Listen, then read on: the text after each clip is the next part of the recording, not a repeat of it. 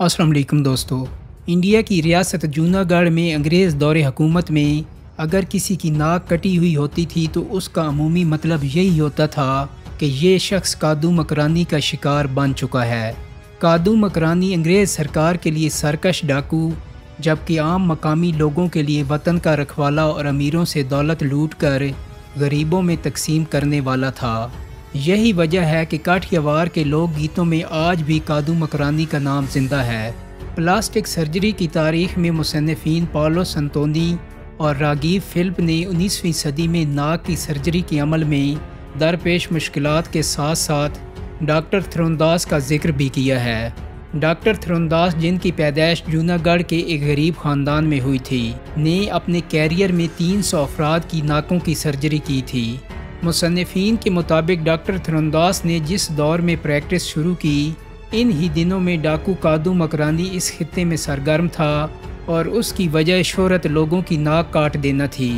इन ही दिनों में रियासत जूनागढ़ में तैनात जॉनसन नामी एक अंग्रेज़ एहलकार ने काठियावाड़ के बागी नामी किताब में लिखा कि कादिर बख्श ने जूनागढ़ के 8 गांव लूटे, 71 ताजरों को कत्ल किया, 89 अफराद की नाक काटी। कटी हुई नाकों की सर्जरी कर कर के जूनागढ़ के डॉक्टर थरदास नाक की सर्जरी के माहिर बन गए। दोस्तों, कादू मकरानी के इस अमल पर गुजराती ज़बान में एक बहुत ज़बरदस्त शायरी भी की गई है, जिसका तर्जमा कुछ इस तरह है कि दुश्मन की नाक काटने के लिए उसने कमर पर बंदी तलवार को कैंची बना दिया है और कटी हुई नाक की दुकान खोल रखी है, जहां 1 पैसे में 8 नाक बिकते हैं। गुल हसन कलमती अपनी किताब कराची के आफाकी किरदार में लिखते हैं कि कादू मकरानी इसलिए लोगों की नाक काट देता था ताकि अवाम को ये मालूम हो सके कि कौन शख्स गद्दार और अंग्रेज़ों का साथी है। दोस्तों, मेरा ख्याल है कि अगर आज कादू मकरानी होता तो हमारे बहुत सारे सियासतदानों की नाकें कटी होती। गुल हसन कलमती लिखते हैं कि कादिर बख्श बलोच, जो बाद में कादू मकरानी के नाम से मशहूर हुए, मकरान के इलाके खवाश में पैदा हुए और उनका ताल्लुक़ बलोचों के रिंद कबीले से था।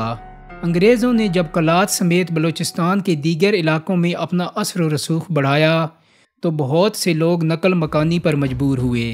इन ही दिनों मकरान को शदीद कहत साली का सामना था। बड़ी तादाद में माल मवेशी मौसमी हालात की सख्ती के बायस हलाक हो गए, जिसकी वजह से भी लोगों के पास नकल मकानी के अलावा और कोई चारा नहीं था। इसी दौरान कादिर बख्श के ख़ानदान ने खाश से जूनागढ़ की तरफ नकल मकानी की। कादिर बख्श के ख़ानदान का ताल्लुक़ दरअसल जूनागढ़ से पहले ही से था। गुल हसन कलमती लिखते हैं कि कादिर बख्श के 2 मामू वली मोहम्मद और अली मोहम्मद जूनागढ़ के नवाब के गार्ड थे और उन्हें जमादार का रुतबा हासिल था।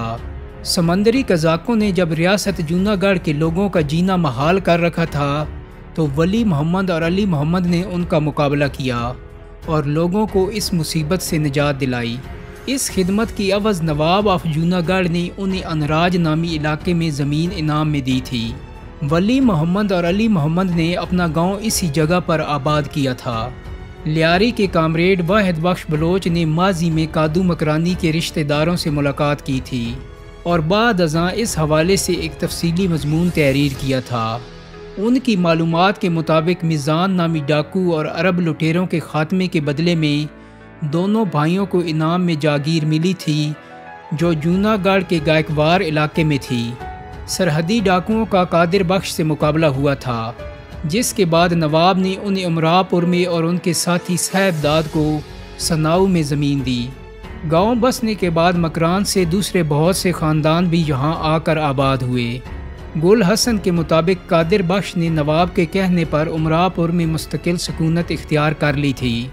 इस तरह इन तीनों गांव अनराज, उमरापुर और सुनायों में मकरान से नकल मकानी करके आने वाले बलोच आबाद हुए। मकरानी बलोच अगरचे नवाब ऑफ जूनागढ़ के वफादार थे, लेकिन कुछ मकामी लोगों ने इनके खिलाफ नवाब को शिकायतें लगाना शुरू कर दी। गुल हसन कलमती लिखते हैं कि इन दिनों जूनागढ़ के इलाकों काठियावाड़, कच्छ और गुजरात में अंग्रेज़ सरकार ने नवाबों और सरदारों से मिलकर गरीबों का जीना मुहाल कर दिया था। इन अफराद में कादिर बख्श के कबीले के लोग भी शामिल थे।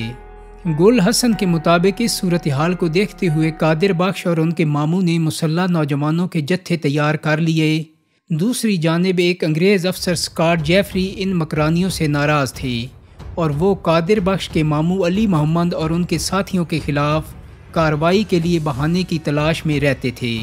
ایک مرتبہ گھروں کے سروے کے بہانے انگریز حکومت کے اہلکار علی محمد کے گاؤں انراج آئے اور ان سے اسلحہ کی حوالگی کا مطالبہ کیا۔ علی محمد نے انہیں جواب دیا کہ اسلحہ ہمارا زیور ہے، اسے جمع کرانے کا سوال ہی پیدا نہیں ہوتا۔ واحد بلوچ لکھتے ہیں کہ نواب آف جونہ گڑھ رسول خان جی نے اپنے دیوان بری داس کو حکم دیا کہ وہ انراج جا کر لوگوں کو غیر مسلح کر کے ہتھیار لے آئیں، اور اگر لوگ ہتھیار نہ دیں تو گاؤں خالی کروا دیں۔ جب دیوان نے یہ شاہی حکم سنایا تو لوگوں نے گاؤں خالی کرنے کے بجائے مزاحمت کا فیصلہ کیا۔ انگریز حکام نے متنبہ کیا کہ 24 گھنٹے کے اندر ہتھیار جمع کروائے جائیں یا پھر مقابلے کے لیے تیار رہیں۔ اس پر قادر بخش نے اعلان کیا کہ وہ مقابلے کے لیے تیار ہیں۔ انہوں نے اپنی خواتین اور بچوں کو محفوظ مقام پر منتقل کر دیا۔ 14 اگست 1844 کا دن تھا۔ انگریز فوج کے کمانڈر اسکاٹ، جو مائک واڑا کے پولیٹیکل ایجنٹ بھی تھے، نے گاؤں پر حملہ کیا۔ واحد بلوچ کے مطابق گاؤں والوں نے علی محمد صاحبداد اور قادر بخش کی قیادت میں ڈٹ کر مقابلہ کیا، لیکن توپ خانے نے تباہی مچا دی۔ دوران مقابلہ قادر بخش کو ان کے ماموں علی محمد نے ساتھیوں سمیت امراء پور جانے کا مشورہ دیا۔ وہاں رہ جانے والے ان کے ماموں اور دیگر افراد اس مقابلے میں شہید ہو گئے۔ واحد بلوچ کے مطابق جب انگریز افسر اسکاٹ کو معلوم ہوا کہ قادر بخش اور ساتھیوں نے لڑائی میں حصہ لیا ہے اور علاقے سے بچ کر نکل گئے ہیں، تو انہوں نے اس قبیلے کی عورتوں اور بچوں کو گرفتار کر کے دیراڑ جیل میں ڈالنے کا حکم دیا۔ ان کا خیال تھا یہ سن کر قادر بخش اور ساتھی گرفتاری پیش کر دیں گے۔ جب قادر بخش اور ان کے ساتھیوں کو یہ معلوم ہوا تو انہوں نے پربھاشن پائن کے قریب بھالپور گاؤں میں قافلے پر حملہ کر دیا، جس میں 2 سوار مارے گئے۔ اسکاٹ نے بمبئی کے اخبارات میں قادر بخش مکرانی کو ڈاکو قرار دے دیا اور یوں ایک ایسا شخص جسے ڈاکوؤں سے مقابلہ کرنے کی وجہ سے پہچانا جاتا تھا، وہ خود ڈاکو قرار پایا۔ دوستو، اس کے بعد قادر بخش نے اپنی بیوی بچوں کو مکران روانہ کر دیا اور انگریز افسر کو یہ پیغام بھیجا، جس کا ترجمہ کچھ یوں ہے کہ اگر ایک دن میں ایک گاؤں لٹ جائے تو سمجھنا سادھو نے لوٹا ہے، اور اگر ایک دن میں 30 گاؤں لٹ جائیں تو جان لینا کادو نے لوٹے ہیں۔ قادر بخش نے نوجوانوں کا گروپ بنایا اور جونہ گڑھ، کاٹھیا وار گجرات اور کچھ میں انگریزوں اور ان کی حمایتیوں کے خلاف لوٹ مار کی کارروائیاں جاری رکھیں۔ ایسی کئی کہانیاں مشہور ہو گئیں کہ وہ امیروں سے لوٹتا ہے اور غریبوں کسانوں میں تقسیم کر دیتا ہے۔ گل حسن کلمتی کے مطابق وہ انگریزوں کے کارندوں سے دولت لوٹ کر غریب کاٹھیا واڑیوں اور گجراتیوں میں تقسیم کرتا اور غریبوں کی شادیاں کرواتا تھا۔ واحد بخش بلوچ کے مطابق قادر بخش اور ان کے ساتھی کبھی ایک جگہ نہیں رکتے تھے اور علاقہ تبدیل کرتے رہتے تھے۔ بعض حوالوں کے مطابق کادو مکرانی کی اس قدر دہشت پھیل گئی کہ جونہ گڑھ کے دیوان اپنی بیٹی کی شادی میں ڈر اور خدشات کے باعث شرکت نہ کر سکے۔ گل حسن کلمتی کراچی کے آفاقی کردار میں لکھتے ہیں کہ کادو مکرانی کو گوریلا جنگ میں جونہ گڑھ کے علاقے گجرات کے سلاوٹ کاٹھیا وار بلوچوں کے علاوہ گجرات کے پڑھے لکھے اور پسے ہوئے طبقات کی حمایت حاصل تھی۔ آہستہ آہستہ انگریزوں کے خلاف وطن پرستوں کا یہ قافلہ بڑھتا گیا۔ دوستو، کادو مکرانی کے لیے لکھے گئے گیتوں میں خواتین بھی اس سے مخاطب ہوئی ہیں۔ کادو کے کئی روایتی قصے مشہور تھے، جیسا کہ انہوں نے کبھی کسی خاتون کو نہیں لوٹا اور اس کا اعتراف خود انگریز بھی کرتے تھے۔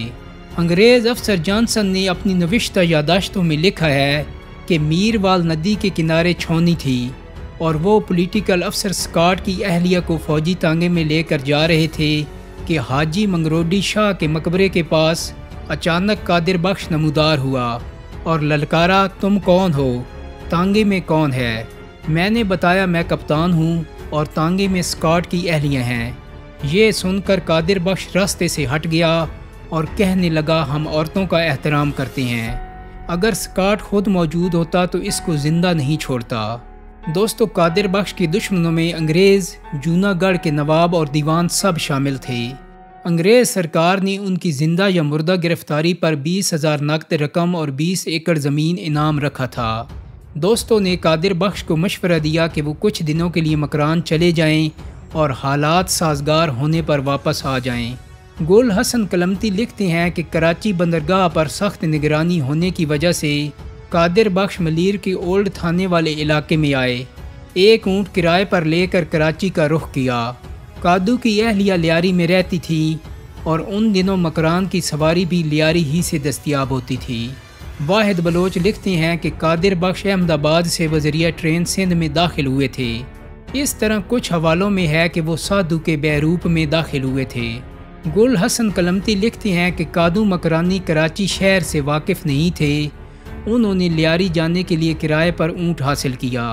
ساربان نے ان کو پہچان لیا تھا، اس نے بغدادی تھانے کے قریب اپنا اونٹ کھڑا کیا اور دوسرا اونٹ لانے کا بہانہ کر کے تھانے میں چلا گیا، مخبری کی اور ایک سپاہی کو ساتھ لے کر واپس پہنچا۔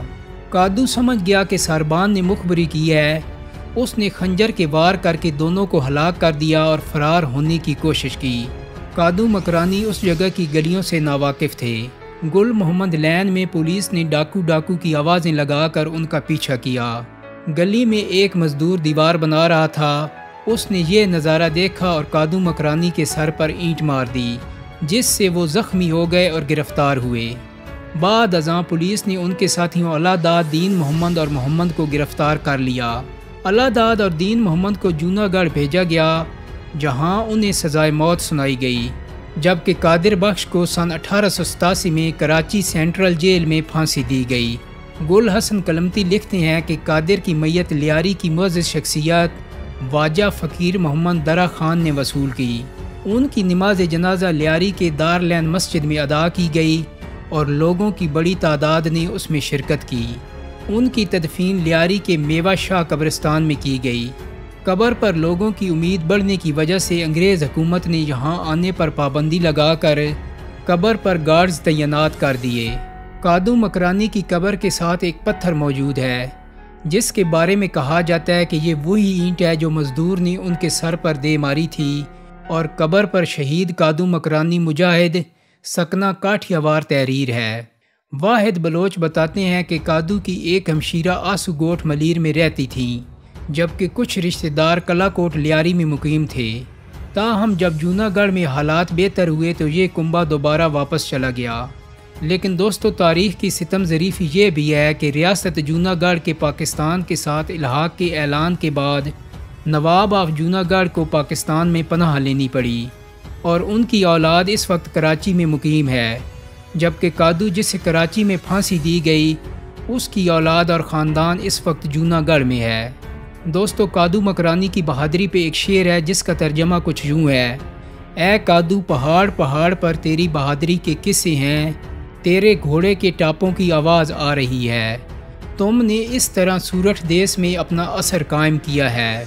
گوگل ہو یا یوٹیوب، قادو مکرانی کا نام لکھیں تو گجراتی زبان میں بنی ہوئی متعدد فلمیں، کئی لوک گیت اور داستانیں سامنے آ جاتی ہیں، جن میں سے بیشتر میں انہیں گجرات کا سورما بتایا گیا ہے۔ دوستو، امید کرتا ہوں کہ میری آج کی ویڈیو آپ کو پسند آئی ہوگی۔ اگر ویڈیو اچھی لگی ہے تو اس کو لائک اور شیئر کر دیں۔ میرے چینل کو سبسکرائب کرنے کے ساتھ ساتھ بیل آئیکن کو بھی کلک کر دیں تاکہ آپ کو میری آنے والی مزید ویڈیوز کے نوٹیفیکیشن ملتے رہیں۔ بہت جلدی ایک نئی ویڈیو کے ساتھ ملاقات ہوگی۔ اپنا بہت سارا خیال رکھیے گا۔ اللہ حافظ۔